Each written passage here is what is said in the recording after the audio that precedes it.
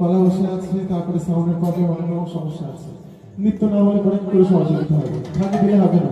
পিছনে যারা আছে তারা নৃত্য করছে নাকি, সকালে মিলে উদ্যোগ দিলে সকালে মিলে নৃত্য করুন। আর যাদের খুব সমস্যা আছে তাদের করতে হবে, বুঝা গেল?